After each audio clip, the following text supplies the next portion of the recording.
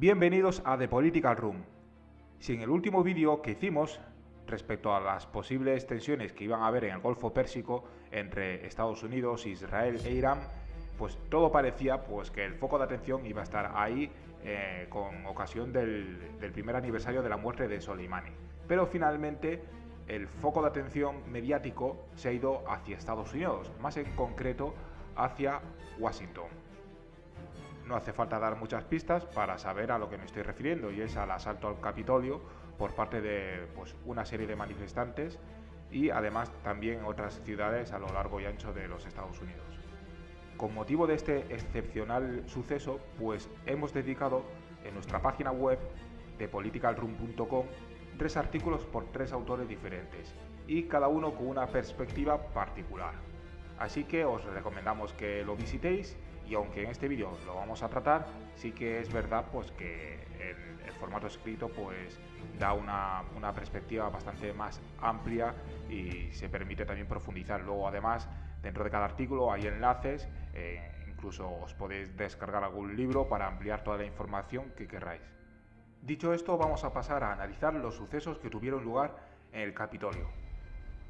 El 6 de enero iba a tener lugar en el Congreso de los Estados Unidos un acto que, aunque era de puro trámite, sin embargo era de gran fuerza simbólica respecto a lo que significa la democracia. Al fin y al cabo se iba a validar el resultado de las elecciones en las cuales pues, se designaba a Joe Biden como el presidente electo. Así que, teniendo en cuenta la gran relevancia de este acto, pues se entiende también pues, la gran repercusión que ha habido en los medios, la indignación internacional, pues tanto de los periodistas, analistas políticos, el mundo académico en general, y al fin y al cabo pues también cómo han aprovechado los rivales de los Estados Unidos pues para criticarle y sacar tajada de esto. Por ejemplo, pues tenemos el caso de Rusia, Turquía, que aunque sea también a la vez un aliado, pues tiene unas relaciones ahí pues digamos de rivalidad y a la vez pues cooperación. Luego también el caso de Venezuela, porque al fin y al cabo esto marca bastante lo que es la imagen de los Estados Unidos, porque como primera potencia global y a su vez gran promotora de la democracia liberal, pues que una masa enfervorecida, ¿no? A su vez jaleada por el actual presidente, todavía presidente Trump, intente impedir pues un acto democrático de tal calado, pues va a tener, pues por supuesto, repercusiones internacionales. Al menos va a haber, pues, digamos, una disonancia entre el discurso o una promoción que hace Estados Unidos, unas exigencias que pide a ciertos países, por ejemplo, a la hora de dar cierta ayuda, pues es una ayuda condicionada a favor pues, de introducir reformas democráticas, y sin embargo, pues luego vemos lo que ocurre pues, en su propia casa. Entonces, ¿cómo puede, por un lado, promocionar una democracia si de cara al exterior está dando esta imagen y da una apariencia de democracia enferma, aunque, como veremos a continuación, y sobre todo en el texto de Guillermo Pulido que podéis ver en nuestra página web, estos son simplemente pues sucesos cíclicos que suelen golpear a una democracia. Pero bueno, para eso el sistema norteamericano tiene pues esos contrapesos en su propia constitución para impedir pues que su sistema derive hacia un autoritarismo, como por ejemplo ha ocurrido en sistemas pues como políticos como el ruso, el turco, que han ido de una deriva pues hacia una deriva pues más autoritaria en los últimos años. Vamos a poner de ejemplo de los dos que hemos citado, el ruso y el turco, vamos a coger el segundo, Turquía. En Turquía, tradicionalmente, el contrapeso al poder político ha sido el ejército, que era el garante de la democracia, para intentar sobre todo evitar pues esas derivas islamistas, tal y como al final pues ha sucedido. Esto lo que nos demostró es que en muy pocos años este contrapeso, el ejército, fue purgado en 2016 tras el golpe de Estado con bastante facilidad. Eso quiere decir que el sistema político turco pues no tenía un sistema de controles y contrapesos pues bastante robusto, como ha ocurrido, por ejemplo, o como ocurre, mejor dicho, con los Estados Unidos, que tiene pues una serie pues de controles, de procedimientos legales que impiden que un presidente, ¿no?, como Trump, pues haga un uso tiránico, pues, del poder, ¿no? Como cuando intentó usar las Fuerzas Armadas, la Guardia Nacional, pues para desplegarlas en los disturbios raciales que hubieron hace unos meses.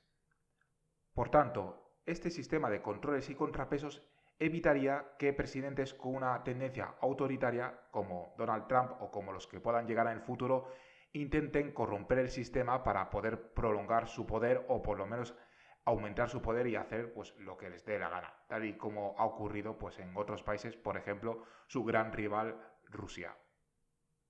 Esta característica de la política norteamericana puede parecer una digresión, pero no lo es.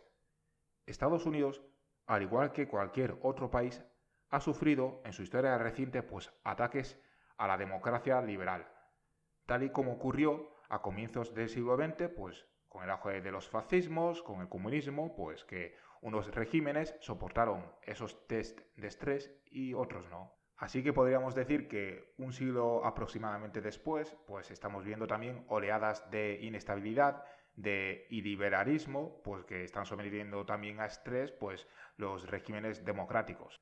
Y echarle la culpa de todo esto simplemente pues a las redes sociales, a las fake news, pues sería quedarnos simplemente en la superficie, sin poder profundizar en los problemas que tanto nos están azotando en la actualidad.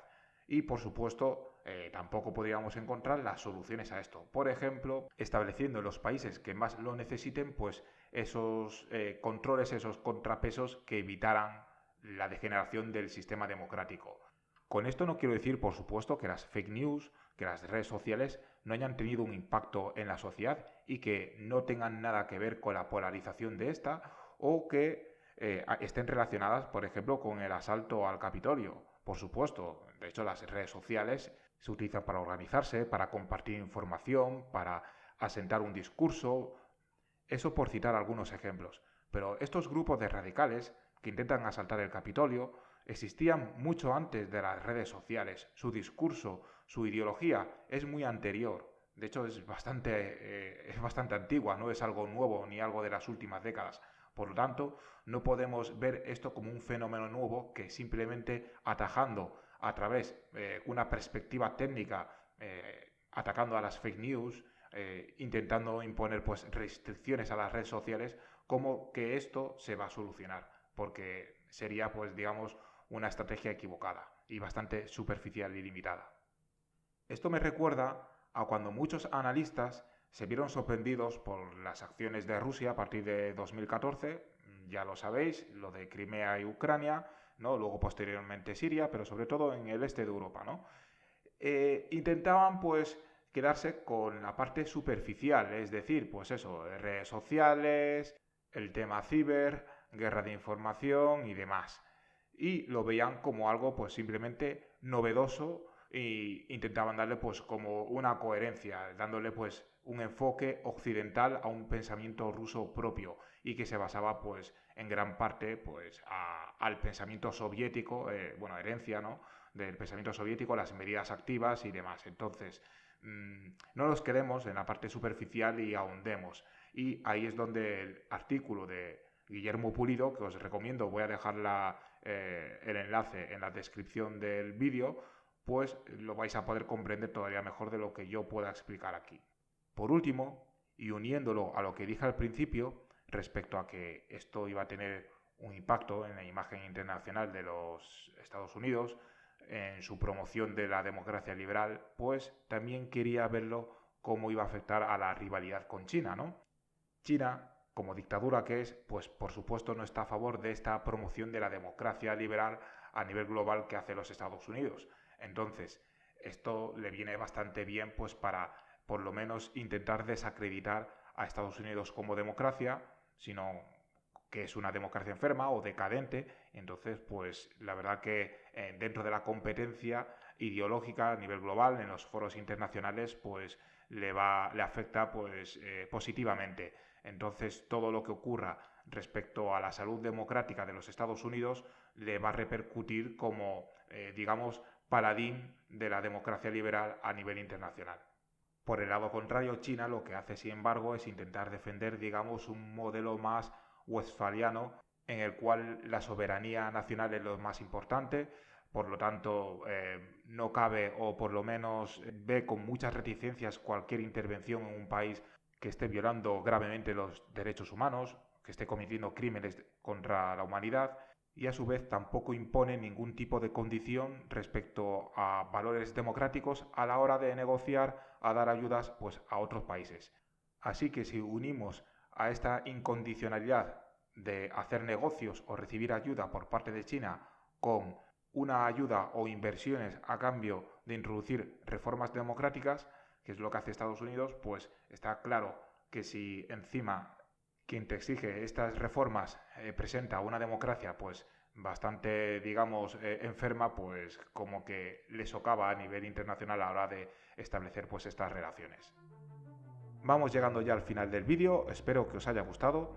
Hemos intentado dar un enfoque algo diferente, es decir, no nos hemos centrado tanto en detallar cada suceso de lo ocurrido, sino intentar ver cuáles son los orígenes del problema, si puede superar un problema en el futuro, si es algo, digamos, inaudito o forma parte pues, de fenómenos cíclicos, si es culpa de las fake news y de las redes sociales, como se suele decir tanto, y sobre todo también, siendo de Political Room un medio que trata mucho pues de la política internacional, ¿no? Las relaciones internacionales, pues cómo le puede afectar esto a los Estados Unidos, pues analizándolo desde esta perspectiva. Pues nada, pues simplemente me queda pediros que le deis like al vídeo, que lo compartáis y que os suscribáis al canal. Un abrazo y hasta pronto.